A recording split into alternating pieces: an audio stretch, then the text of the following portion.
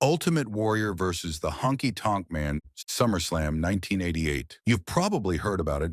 It's that crazy match that lasted only 31 seconds, making it the most iconic and controversial match in the history of WWE. This wasn't just a quick match for the Intercontinental Championship.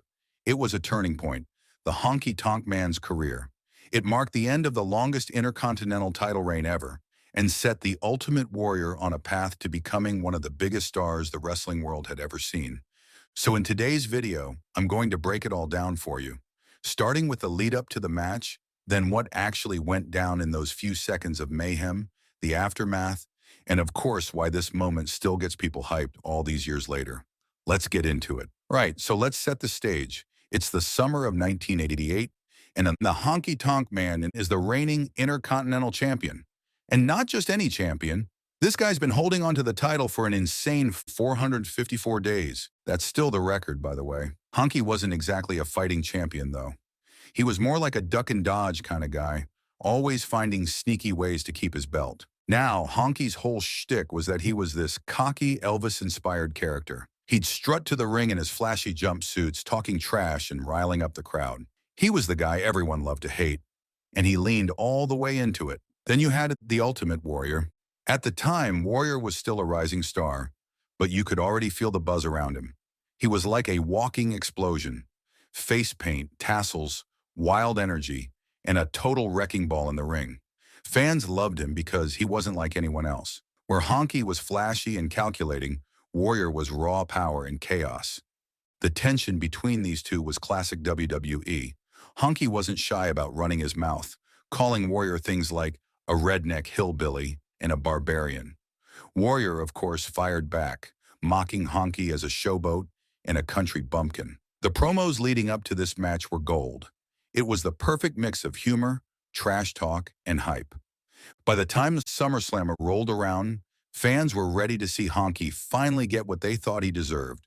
And boy, did they ever get it. Finally, the big night came on August 29th, 1988, Madison Square Garden. The crowd was buzzing, and Honky walked out first, strutting and smiling like he's already won. He was in this ridiculous red, white, and blue cowboy getup, playing up his over-the-top character. He grabbed the mic and started taunting the crowd, saying he doesn't care who he's facing. He'll take on anyone. And then, the Ultimate Warrior's music hits. The crowd lost their minds, the Warrior came sprinting down the aisle like a man possessed and full of energy, and you just know something crazy is about to go down. The bell rang, and before Honky could even blink, Warrior was all over him. I mean, it was pure chaos from the get-go. Warrior unloaded on Honky with punches, kicks, and a body slam. It totally felt like a tornado hit the ring. Honky did not stand a chance. In what felt like the blink of an eye, Warrior slammed Honky to the mat and hit him with his signature splash. The referee counted to 3, and just like that, it was over. Warrior became the new Intercontinental Champion, and the arena absolutely erupted. Honky's legendary reign, gone in 31 seconds. It was pure adrenaline, and honestly, it was perfect. The crowd got exactly what they wanted. Honky getting demolished, and Warrior walking out as the new champ. Now, this match wasn't just a one-off moment. It completely changed the careers of both wrestlers. Let's start with the Honky Tonk Man. Losing the title the way he did was a huge blow to his character. After holding the belt for over a year, to lose it in seconds? It was rough. Honky never regained the Intercontinental Championship, and while he stayed in WWE for a while, his career was never quite the same. For the Ultimate Warrior, though, this match was the rocket fuel that launched him into the stratosphere. Winning the Intercontinental Championship like that made him an instant superstar. Fans couldn't get enough of him, and WWE leaned all the way into it. Warrior went on to become one of the biggest names in wrestling, eventually winning the WWE Championship and headlining WrestleMania. This match at SummerSlam was the moment that started it all. But why is this match still such a big deal? I mean, on paper, it's just a 31-second squash match, right? But it's so much more than that. This match is a perfect example of how wrestling is about storytelling. The build-up, the clash of personalities, and the way it all unfolded. It was like watching a perfect storm. Honky's overconfidence, Warrior's unstoppable energy, and the sheer shock of how quickly it all went down made it unforgettable. It was a reminder that sometimes the most epic moments in wrestling aren't the longest or most technical matches. It's about the drama, the payoff, and how it makes you feel. For Honky, this match marked the end of an incredible run. For Warrior, it was the beginning of something even bigger. And for fans, it was a moment you couldn't help but cheer for. The underdog finally beating the cocky champion in the most decisive way possible. If you haven't seen this match, you've got to check it out. It's quick, but it's pure WWE magic. Even decades later, it still holds up as one of the most exciting and satisfying moments in wrestling history. Now, for all the real fans of Honky Tonk who were really disheartened after this match, I have something for you. Let's revisit his epic career and give him the tribute he deserves. Before he became the Honky Tonk Man, he was simply Roy Wayne Ferris, a guy from Tennessee who had a love for wrestling and a knack for entertaining. His career began in the late 1970s in smaller wrestling territories, including Stampede Wrestling in Canada and various promotions in the American South. In those early days, Ferris was a solid in-ring worker, but he hadn't yet found the character that would make him a star. Wrestling in those territories was all about paying your dues, and Ferris did just that, learning the ropes and developing his skills. It wasn't until he landed in Memphis Wrestling, a hotbed for over-the-top personalities, that his Elvis-inspired character started to take shape. Memphis Wrestling was known for its wild gimmicks, so it was the perfect place for Ferris to test out his new persona, a cocky, guitar-swinging Elvis impersonator. The crowds in Memphis loved to boo him, and he quickly learned how to work the audience to his advantage. In 1986, Ferris signed with the WWE, and the Honky Tonk Man was officially born. From the moment he arrived, he stood out. With his slicked-back hair, sequined jumpsuits, and constant Elvis references, Honky was a walking, talking caricature. He strutted to the ring to his own theme song, cool, cocky, and bad, and carried a guitar that he wasn't shy about using as a weapon. At first, WWE tried to position Honky as a babyface, a good guy who the crowd was supposed to cheer for. But let's be honest, that just wasn't going to work. The audience couldn't stand him, and their boos made it clear they wanted Honky as a villain. WWE listened and turned him heel, letting him fully embrace his arrogant, over-the-top persona. This was when Honky really hit his stride. He became one of the company's most hated characters, using his mic skills to rile up the crowd and his dirty tactics to win matches. He wasn't the biggest or the strongest wrestler, but he didn't need to be. His character work was so strong that it made up for any shortcomings in the ring. In 1987, Honky got his big break. He defeated their Ricky the Dragon Steamboat for the Intercontinental Championship, a shocking win that cemented his place as a top heel in WWE. What no one knew at the time was that Honky's title reign would go down in history. He held the belt for an unbelievable 454 days, the longest Intercontinental Championship reign ever. That record still stands today, which is pretty incredible when you think about all the legends who've held the title over the years. So how did Honky keep the belt for so long? Simple. He was the king of weaseling his way out of matches. He'd cheat, get himself disqualified, or find some sneaky way to escape with the championship. Fans hated it, but that was the whole point. Honky knew exactly how to push their buttons, and it worked like a charm. Some of his most memorable feuds during this time were against stars like Macho Man Randy Savage, Jake the Snake Roberts, and of course, the Ultimate Warrior. Honky's reign finally came to an end at SummerSlam 1988 when Warrior demolished him in just 31 seconds. It was one of the biggest moments in WWE history and a match that fans still talk about today. After losing the Intercontinental Championship, Honky's career started to cool off a bit. Without the title, he struggled to stay at the top of the card.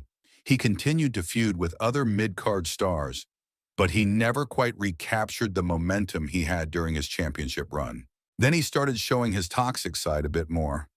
Honky Tonk Man became infamous for his shoot interviews, where he didn't hold back when talking about the wrestling business. While these interviews gave fans an inside look at the industry, they also landed him in hot water. He often criticized WWE's creative direction, Vince McMahon's management style, and how certain wrestlers were booked.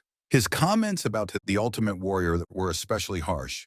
Honky frequently dismissed Warrior's in-ring abilities and even questioned his work ethic. While some fans appreciated his honesty, Others saw it as bitterness over losing the Intercontinental Championship to Warrior in such a decisive manner. In fact, he became notorious for airing his grievances publicly, especially when it came to his fellow wrestlers. Over the years, he's been pretty critical of big names like Hulk Hogan, Bret Hart, and even then the Ultimate Warrior. One of his long-standing feuds was with Hogan, whom he accused of using backstage politics to control the spotlight. According to Honky, Hogan was one of the reasons he didn't get more opportunities at the top of the WWE card.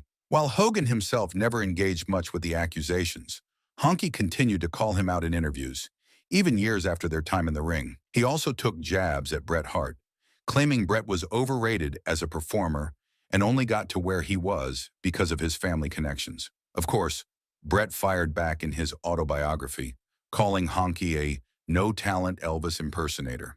The two never saw eye to eye, and their animosity remains one of wrestling's more entertaining behind-the-scenes feuds. Honky's relationship with WWE has been a roller coaster.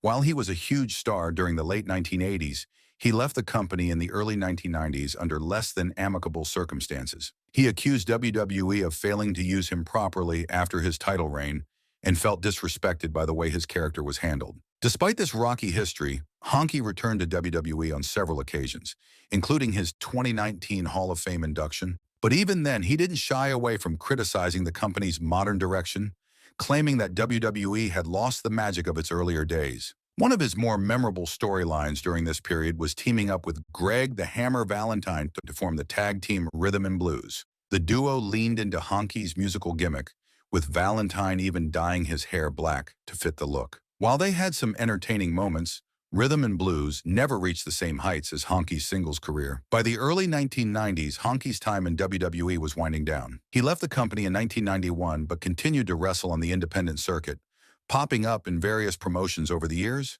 He also made occasional returns to WWE, usually in nostalgia-driven segments or special events. One of his most notable returns came in 2008, when he appeared on a Monday Night Raw and even won the Slammy Award for Best Musical Performance. It was a fun nod to his legacy and a reminder of just how much fans remembered his character. So what makes the Honky Tonk Man such a memorable figure in wrestling? For starters, his character was unforgettable. Love him or hate him, you couldn't ignore him. Honky was a master of getting under the audience's skin, and that's a skill not every wrestler has. His record-breaking Intercontinental Championship reign is another huge part of his legacy. Even though it's been decades since he held the title, that 454-day reign is still something fans and wrestlers talk about.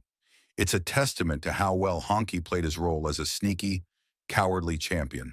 In 2019, Honky was inducted into the WWE Hall of Fame, a long overdue honor for one of the most iconic characters in wrestling history. During his speech, he reflected on his career with humor and gratitude, proving that even after all these years, he still had that cool, cocky, and bad charm. The Honky Tonk Man's career wasn't built on flashy moves or jaw-dropping athleticism, but that's what made him stand out. Wrestling is about more than what happens in the ring. It's about connecting with the crowd, and Honky was a master at that. Whether fans loved him or hated him, let's be honest, most hated him. He knew how to get a reaction. He understood that being memorable was just as important as being a great wrestler, and he made sure everyone in the audience had something to talk about when his music hit. From his early days in Memphis wrestling to his unforgettable run in WWE, Honky carved out a legacy as one of wrestling's most entertaining villains. Memphis was the perfect training ground for a character like him. The promotion was all about wild, over-the-top gimmicks, and it was there that Honky developed his Elvis-inspired persona.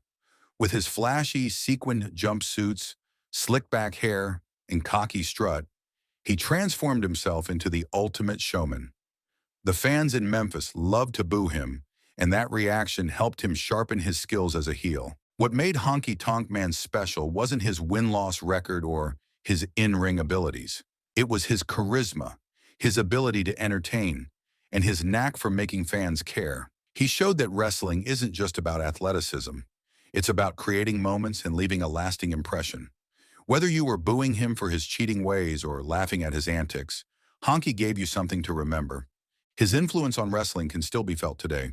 Characters who prioritize showmanship over in-ring skill owe a lot to Honky's blueprint. He proved that being larger than life is just as important as being technically sound. Thanks for sticking around and reliving the career of one of wrestling's most unforgettable stars. If you enjoyed this trip down memory lane, don't forget to like, subscribe, and share your favorite Honky Tonk Man moment in the comments. I'd love to hear from you. Until next time, take care, and I'll see you soon.